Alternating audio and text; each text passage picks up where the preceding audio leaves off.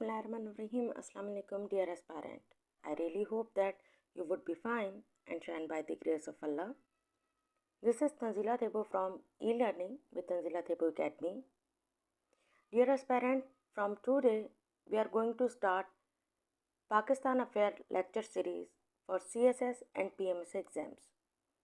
As you know that Pakistan Affairs syllabus is divided in two portions.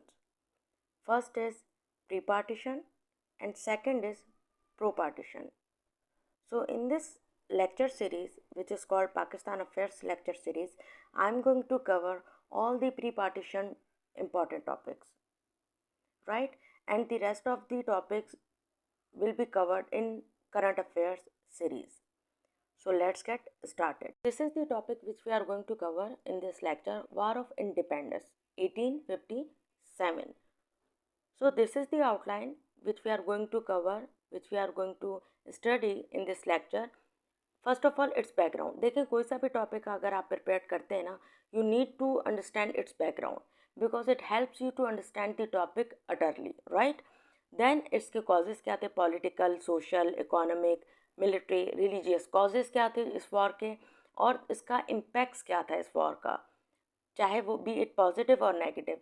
These all things we are going to cover in this lecture. So let's get started. Actually, the thing is that we need to understand, there must be some beginners who are watching this lecture.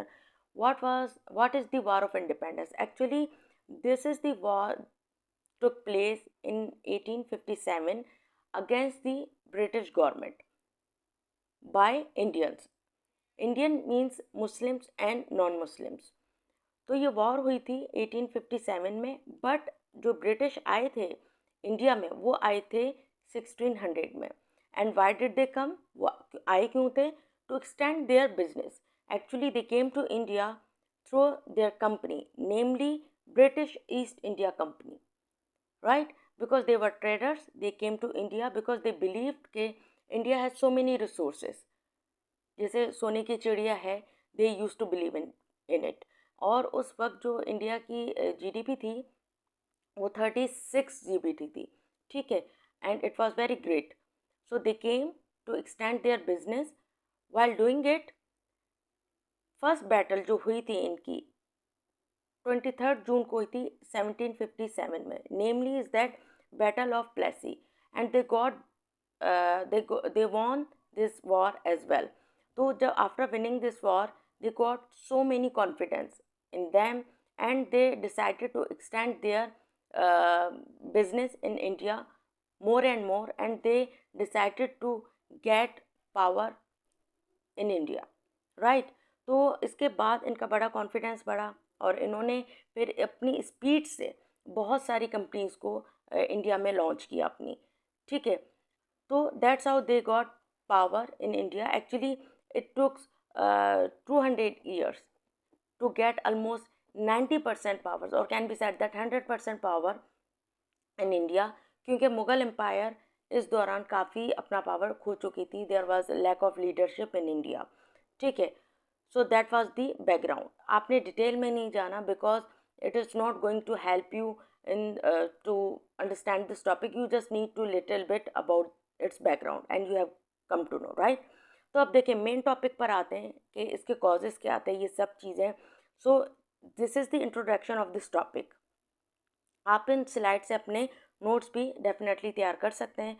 So this was fought in 1857 by Indians against British in order to get rid of their domination. जैसे मैंने आपसे पहले कहा कि इन्होंने अब बहुत ज़्यादा कॉन्फिडेंस हो गए थे आफ्टर बैटल ऑफ प्लेसी, और इन्होंने अपना पावर एनहेंस करने के लिए बहुत सारी कंपनीज़ को लॉन्च किया and all that.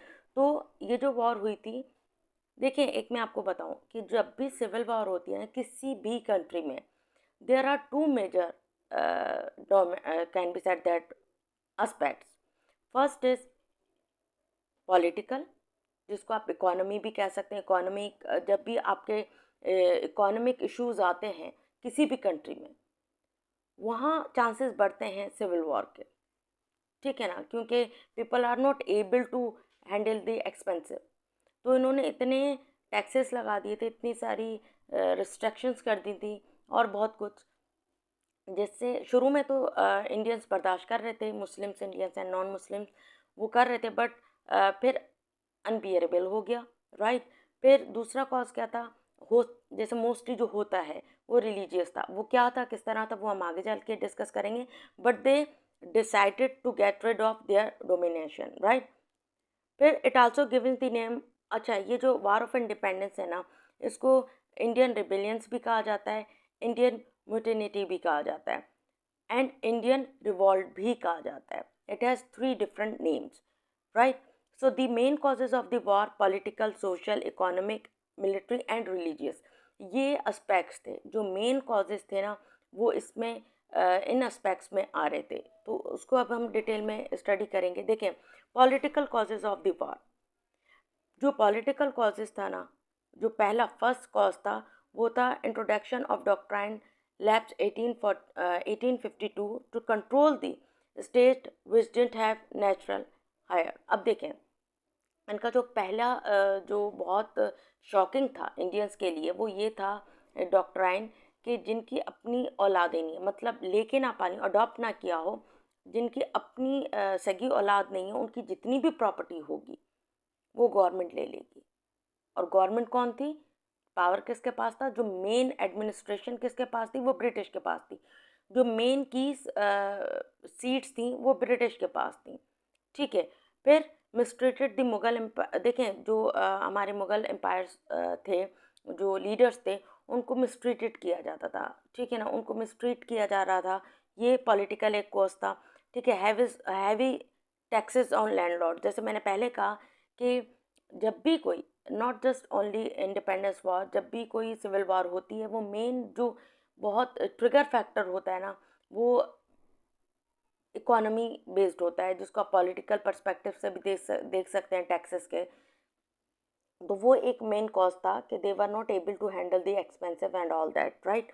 And British officer insulted the native people, native people means जो इंडियंस थे, उनको बड़ा ही इंसल्ट वे में ट्रीट किया जाता था, they use to be insulted.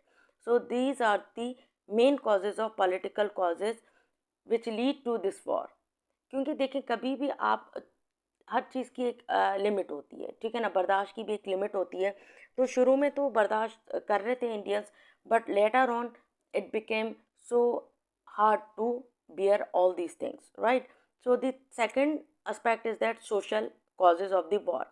अब कॉजेज जो सोशल थे, अब देखें, operation of poor people, British introduced the their culture and disrespected the Indian culture. देखें, ये जो चीज़ थी ना, बहुत ज़्यादा एक कहते हैं हर्ट भी हुए थे इंडियंस, क्योंकि जो इंडियंस का कल्चर था, be it Muslims, Hindus and Sikhs, हर रिलीजन का एक अपना कल्चर होता है, right, and we should respect it. But they use to make fun of their culture, और उनको रिस्ट्रिक्शंस, जैसे मैंने कहा, काफ़ी रिस्ट्रिक्शंस हुआ करती थी। जैसे मुस्लिम पर्दा करती थी फीमेल्स, तो उन पे बड़ा तनकीदें की जाती थी, बहुत कुछ यानी मिसबिहेव किया जाता था। उनके हमारे इनके इंडियन कल्चर्स को बड़ा ही एक टारगेट किया जाता था इन अ रॉन्ग वे।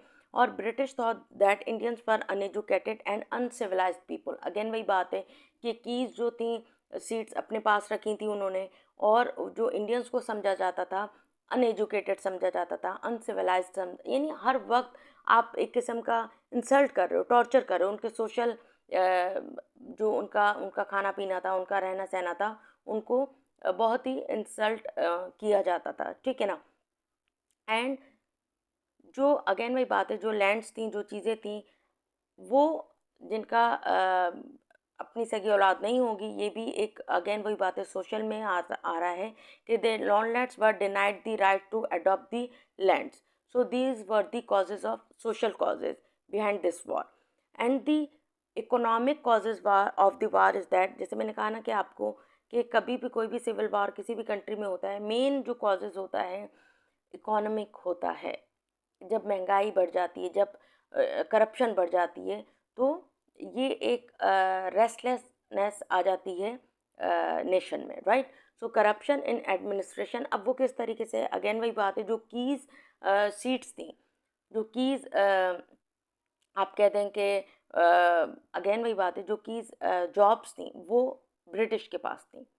जो इंडियंस थे, B it Muslims non Muslims, उनको लोअर जो सीट्स हुआ करती थी वो दी जाती थी, वो प्रोवाइड की जाती थी। जो कीज थी, की सीट्स थी, देवर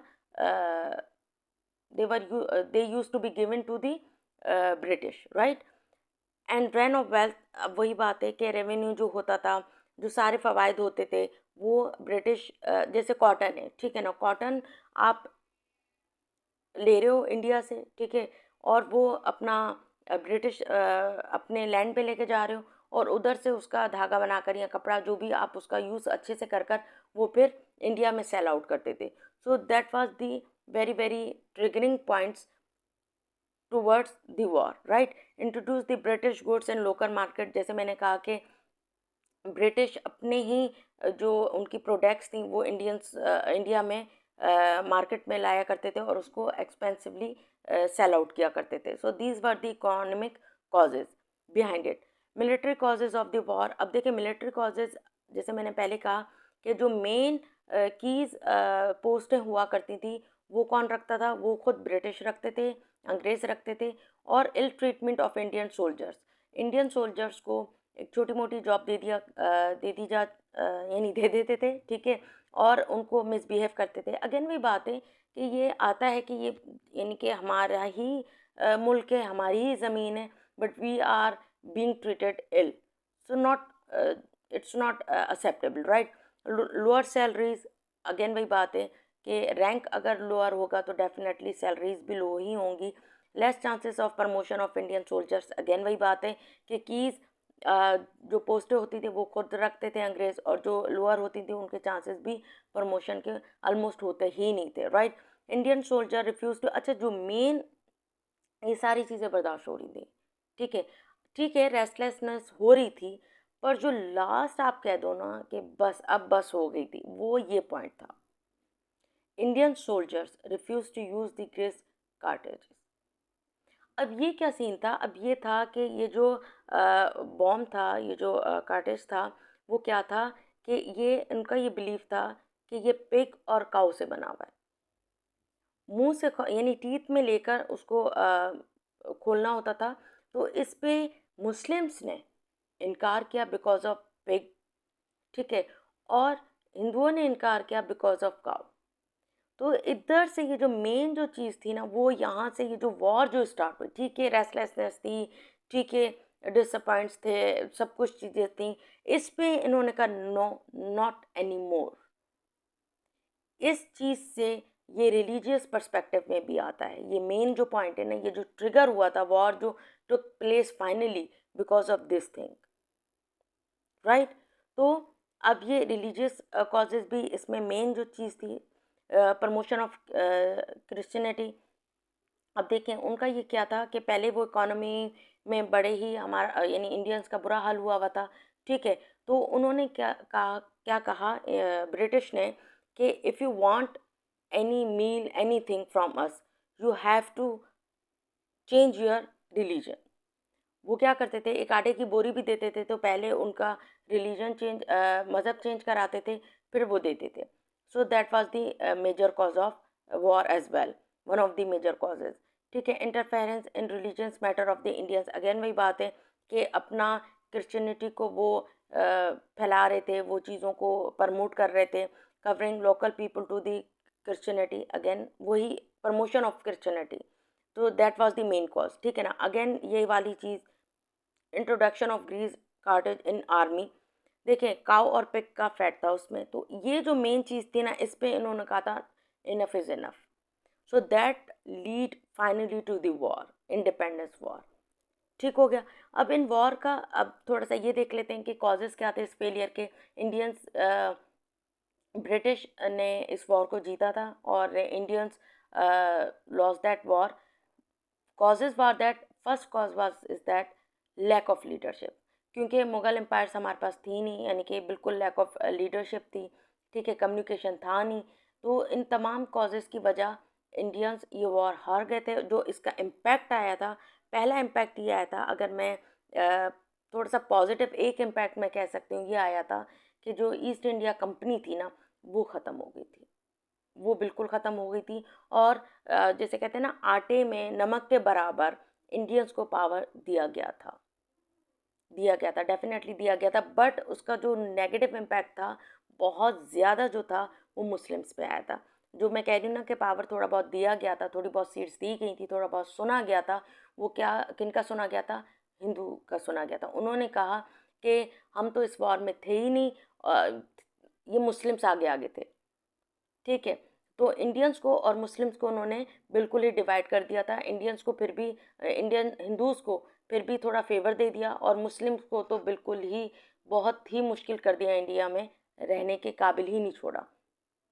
ठीक है ना। British ended the Mughal rule, last Mughal empire, Bahadur Shah Zafar, जैसे बिल्कुल ही मुगल एम्पायर ख़त्म कर दी गई थी। इवन उनके जो की पीपल थे, उनको किल करके हैंग कर दिया गया था, to set an example for, to spread the fears, right. And British government, देखें, ईस्ट इंडिया कंपनी मैंने बताया कि वो ख़त्म कर दी गई थी। Rise of nationalism in Indians, ये हुआ था impact. And British started the divide rule policy, जैसे मैंने पहले कहा कि उन्होंने क्या किया कि मुस्लिम्स और इंडियंस को डिवाइड कर दिया गया था। उन्होंने थोड़ा बहुत हिंदूज़ को फेवर दिया, और मुस्लिम को तो बिल्कुल ही दीवार से लगा दिया था, बहुत ही बुरा हाल हो गया था मुस्लिम्स का। ठीक है ना। Impose heavy taxes of Indians, ये इम्पैक्ट आया था।